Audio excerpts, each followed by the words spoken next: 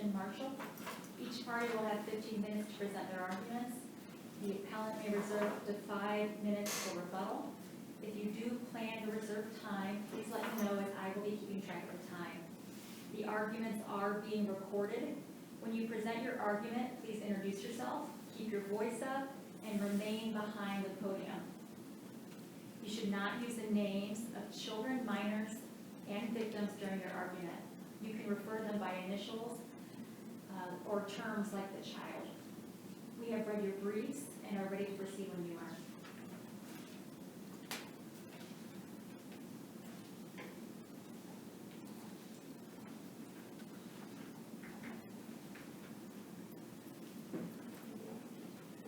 Thank you, and may it please the court. My name is Gabrielle Hopeless. I will be arguing on behalf of Christian Marshall, and I would like to reserve 5 minutes for rebuttal, please. May I begin? Thank you. On Mr. Marshall's appeal, we raised several constitutional errors on his behalf. First, the trial court erred in denying defense counsel's motion in limine to prohibit introduction of statements by the victim in this case. Here, the state used text messages and Snapchat messages from the victim to establish that she had given Mr. Marshall a gun on the night in question. These statements were hearsay. Not only were they hearsay, but they violated the confrontation clause, as Mr. Marshall had no way to cross-examine and to flesh out the credibility of these statements. In the state's brief, they argue that these statements are statements against interest, but that is looking retroactively at these statements. For it to be a statement against interest, the person making the statement has to know it's against their interest at the time they made the statement. The victim in this case could not have known that the statements she was making at that time were against her interest. So the assertion that these are statements against interest is looking retroactively, and it doesn't meet the elements to allow for that to come in as under that hearsay exception. Secondly, the trial court erred in denying the motion in limine to prohibit statements from the co-defendant in this case, Savion McCall, and other witnesses. As far as Savion, there were statements introduced that Mr. McCall made at the gas station, according to other witnesses who were with him, allegedly with him that night. And the argument was that these are excited utterances. The courts have found events must be much more startling than just a heated disagreement. Here, the parties were allegedly having a disagreement inside of the gas station. There was no one else there when they had that conversation. The other witnesses that were there can't testify to or couldn't testify to what had actually occurred inside the gas station as far as the disagreement. And we would argue that a heated argument is not enough to be an excited utterance. Was there any allegation a gun was seen at that time? No, there was not an allegation that a gun was seen. It was alleged that the co-defendant knew that the individual had a gun, but there was not one that was brandished at that time. Additionally, it's a violation of the confrontation clause because Mr. Marshall didn't have an opportunity to cross-examine Mr. McCall, as he was a co-defendant on the case, and he was not testifying as a witness. Additionally, several issues with regard to ineffective assistance of counsel. Just to highlight a couple of them, because I know my time is limited. First, trial counsel was ineffective for failing to sever the weapons under disability charge. Here, not severing that charge allowed for the state to introduce all of Mr. Marshall's prior criminal history. far more than was necessary to establish that he was under a disability. For example, there was testimony as to a juvenile delinquency where it veered into his sexual history, where the state asked questions as to the facts of that case, in which Mr. Marshall was alleged to be in a car with another girl who was several years younger than him, and had his pants down in the car. That was wildly prejudicial. It was not relevant at all to the charges here. And it was contrary to, in our brief, we cited State versus Reed, the 5th District. And in Reed, the court considered the issue of severance for the very issue that allowing for all of the charges to be tried together implicates 404B protections. And I believe here that is the exact issue that happened. Mr. Marshall, as I said, his entire criminal history was fair game, and the state not only used his prior drug offense to establish that he was under a disability, the state pointed to all of his prior convictions. All of the prior convictions, because there's multiple convictions that can put you under disability, were those relevant to that prong of what was under disability? I don't believe so. I mean, of course, any prior conviction puts you under a disability, but to go through and highlight all of his prior convictions is prejudicial. There's only one prior conviction puts you under a disability, and there's no need to go into the other ones. And was there an offer to stipulate that to the disability below? there's nothing on the record to indicate that there was a stipulation. And because of that, there was, as I said, all of his prior convictions came in. Not only the conviction, which that's all that's required for a disability to be established, but the facts of these other convictions, even, like I said, his juvenile delinquency. And that leads into the next issue of prior bad acts evidence. As I said, all of his prior convictions came in. The fact that he had sold drugs. There was testimony from the decedent's friend that he, quote, usually would keep drugs or money in his fanny pack. And there is a correlation, there's an implied correlation between drug sales and crimes of violence, further amplifying the prejudice here. But the state says that that was a strategical decision that was made because they wanted to somehow, get the gun removed from him being the owner of the gun or the user of the gun. And so the whole position was that the fanny pack was used for drugs and not for gun retrieval.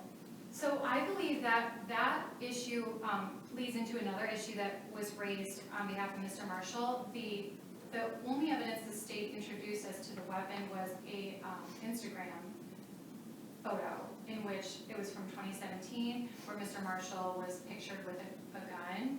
The state alleged was also a 9mm. And so I believe that trial counsels was attempting to remedy the harm that was already caused by the introduction of that photo. And that was raised under one of our assignments of error. It's in violation of State versus Thomas. State versus Thomas specifically says that evidence of other weapons cannot be introduced. It's highly prejudicial, and it's 404B. but this was the same gun, the same type of model. So it was the same type and model, but there was evidence, which the state was aware of, that Mr. Marshall was, in his prior criminal history, he had been picked up with a weapon and the weapon was seized. And so the state cannot say that the weapon in the photo is in fact the same weapon that was used in this particular instance.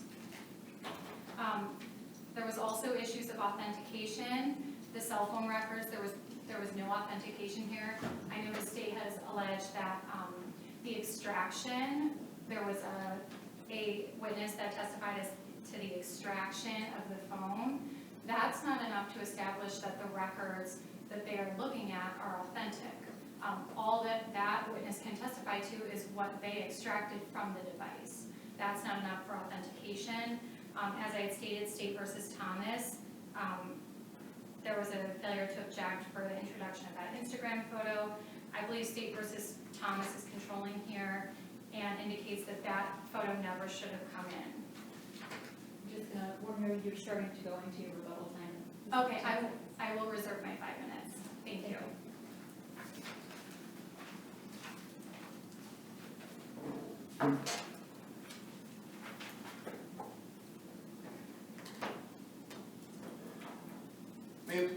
May I begin?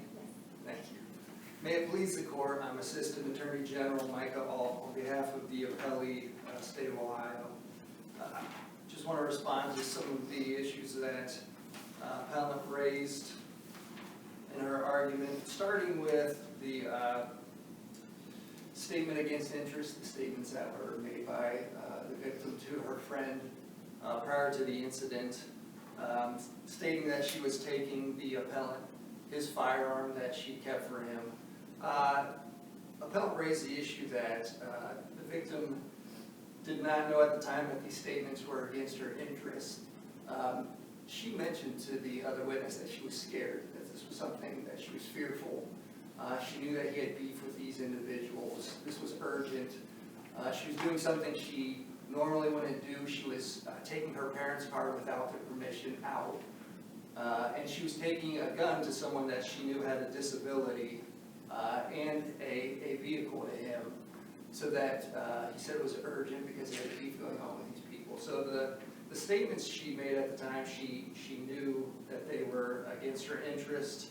And there is case law that taking a gun to an individual can lead to a conviction even for complicity of murder. That's State versus McFarland.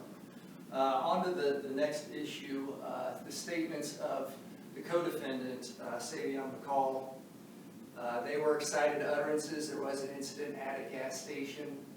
And Your Honor, Justice Carr, you were correct. There was testimony that there was a firearm that was brandished at that gas station. Andre Gardner testified to that at the trial, that he saw an individual brandish a firearm there. I believe appellant spent most of time in her argument talking about the other acts testimony that came in, so I want to get to that. A lot of the other acts evidence were actually introduced by defense counsel at trial, and those were tactical decisions. I know one of you had stated that. The incident that happened in the vehicle with the female, there was a firearm that was taken from him during that incident. His mother came in and testified that after that incident, he never owned another gun, and that was the gun that was in the photographs. The jurors chose not to believe her testimony. And there was a lot of testimony that he did have a firearm, and he did take a firearm to this incident. If you look at the physical evidence from seeing the testimony of many witnesses that were there. And so they chose not to believe her testimony, but that was the purpose for raising that. They wanted to get into that other offense to say that, oh look, he had a firearm, but it was taken, so it couldn't be him in this current case. Also, the evidence of his drug trafficking history, again, that's something that trial counsel opened the door to. And they did that because he had a black fanny pack that he actually kept his gun in. And his mom was trying to raise the issue that it was actually drugs that he kept in there and not a gun. And so, again, this was a tactical decision by his attorneys to say that, well, he kept drugs in there and not a gun. And so the vast majority of the other acts evidence that were brought in as a strategy by trial counsel. The only other acts that were brought in, his mom testified as a character witness, opening the door. I think there was one other conviction that was brought in as a result of her testimony. She testified, basically as to his truthfulness, his cooperativeness with the police, that he was a family man, basically, had a good relationship with the victim. And so any other acts of evidence that came in as a response to that. Was there objection to the other act of evidence when it came in? I know some of it's in ineffectiveness and some it's own assignment of error, so I don't know if it's no objection to any of it, or there objection to some, or how did that play out? So other than what defense counsel brought in themselves, when the mom was on the stand and the other cases came in, there was no objection that was made by defense counsel. So that would be reviewed under plain error standard. And that was the only other time that it came in. And actually, she had been called to the witness stand twice. So that was the second time that she was called to the witness stand that came in. Appellant, in her brief, focused a lot on the ineffective assistance of counsel. I think that was a good portion of the brief. It had 12 subsections to it. When looking at ineffective assistance of counsel, there's got to be deficient performance, and that deficiency had to prejudice the appellant. You know, the language that's used is that there's it's reasonably probable that the results of the case would have been different if counsel wasn't ineffective. In this case, there was a lot of evidence of the appellant's guilt. When he was apprehended, he was actually in the vehicle that the incident took place in. It was minutes after the incident. There's bullet holes in the vehicle. One of the windows is shot out. The victim is on the seat next to him, deceased. There's blood all over the car. He lies to the police. Then they go to the scene where the shooting, the drive-by actually took place. Not one, but we had two witnesses there who identified the vehicle as the one that fired into the silver Impala that was on scene. The physical evidence matched up with their statements. There were casings on the ground. There were two sets from two guns. Really everything lined up with what they said. When you look at the beginning of the evening, there were witnesses that were with Savion McCall when he called the appellant to pick him up so that they could settle the score. And so we had their testimony of hearing Savion McCall kind of set this up at the beginning of the night. They actually saw appellant come and pick him up in the Jeep that was used for the drive-by. The victim was in the vehicle when they picked him up.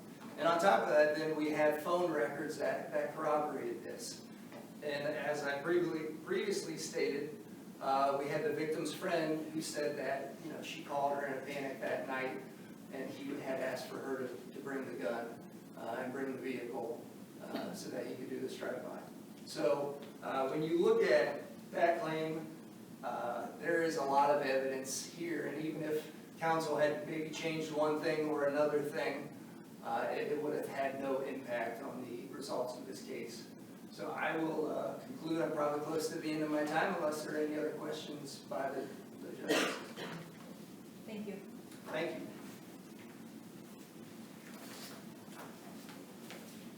You'll have your full 5 minutes for rebuttal. Thank you, Your Honor.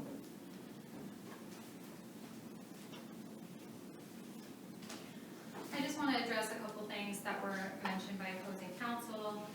First, the state indicated that there was evidence that a weapon was brandished at the gas station. That was after the statements had already been made. So the excited utterance in this case is only as to a heated disagreement.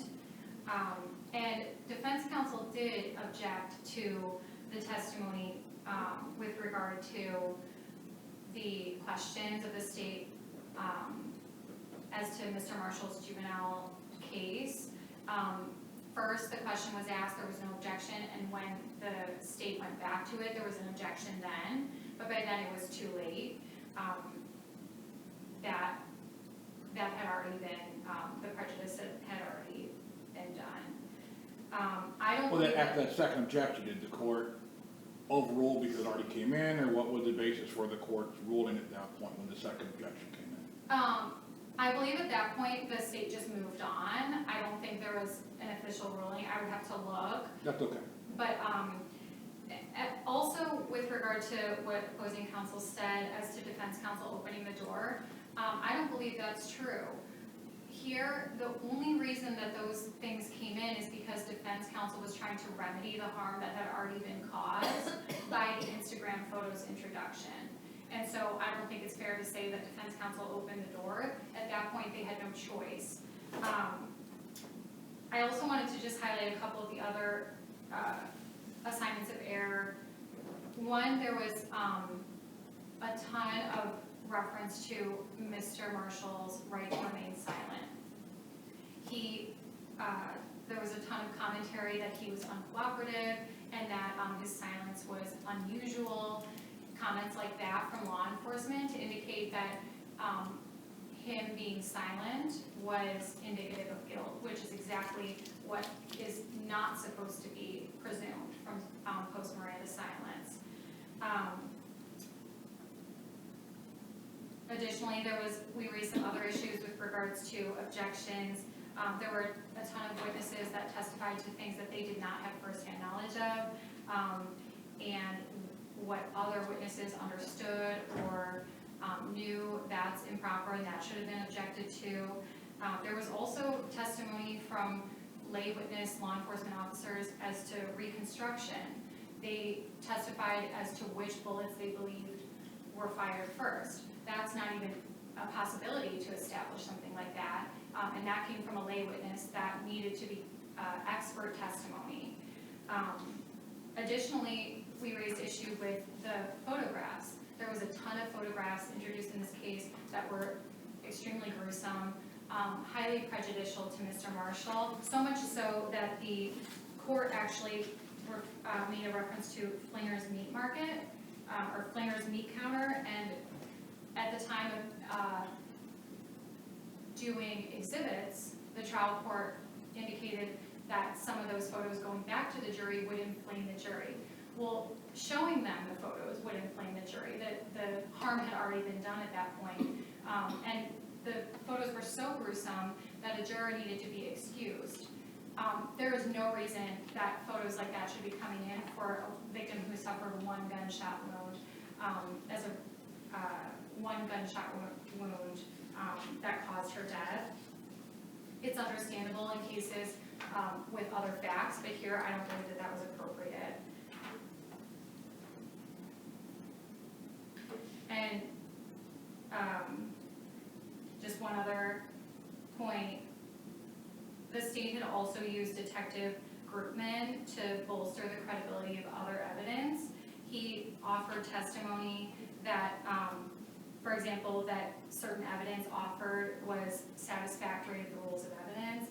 He's not an attorney, he can't provide testimony like that. He provided testimony as to the accuracy of the state's evidence, and he also testified to information that he didn't have firsthand knowledge of. None of that was appropriate. It bolsters the state's case. It implies to the jury that the evidence should be believed because another witness, a law enforcement witness, is saying that this evidence is accurate. That's for the jury to decide, and all of that was improper and should have been objected to. And just to note, a lot of the assignments of error are raised both as ineffective assistance of counsel and as trial court error. So there is a lot of issues that contain a lot of the same analysis, but are raised both, as I said, as a trial court error and as ineffective assistance of counsel. You're out of time, so Okay. you could wrap up in about 10 seconds. Okay, I will rest with that. Thank you, Your Honor.